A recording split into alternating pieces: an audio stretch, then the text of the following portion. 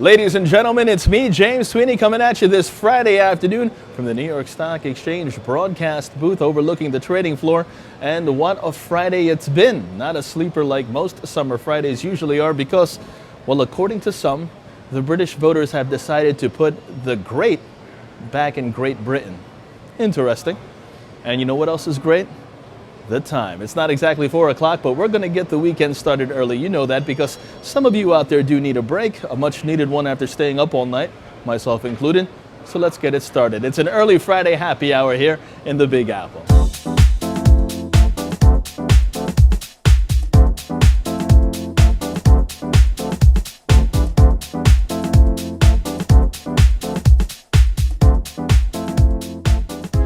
Now, U.S. stocks, they are sharply lower this Friday afternoon, more than 400 points in the red in late afternoon trade. This in global risk-off trade after Britain surprised the markets by voting to leave the European Union. But before we turn overseas, let's first get domestic data out of the way. Durable goods orders falling a more than expected 2.2% in the month of May, while the University of Michigan June consumer sentiment read coming in at 93.5. Meanwhile, the EU referendum vote results released overnight showed that the Leave camp secured a 51.9% versus 48.1% for the Remain. Therefore, Great Britain is leaving. Global markets, of course, plunging on the news. The Stoxx Europe 600 Bank Index trading more than 14% lower. That's the worst day for the index in history going back to 1987. The second to last worst day saw a 10.39% decline back in October 2008. Also, the Nikkei 225 index down nearly 8%, and the German DAX 6.5% lower. And yes, the sterling pound taking a pounding, holding off session lows near 137.80 against the dollar. Now earlier, the sterling hitting 132.24. That's the lowest level since 1985. 1985, just as a note, that's back when WrestleMania 1 took place. That's right.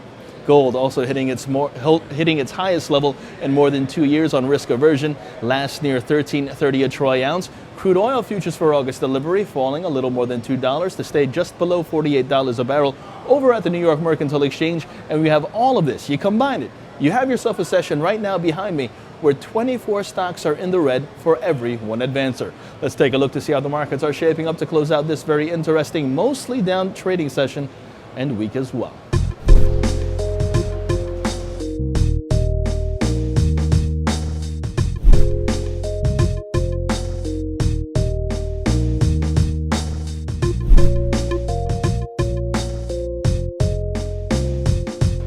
And rather than end on a corporate note or talk more about Brexit, it's a Friday. You know what we do? We always talk about sports, or local sports for the most part. The New York Knicks getting Derrick Rose. Hopefully he can stay healthy.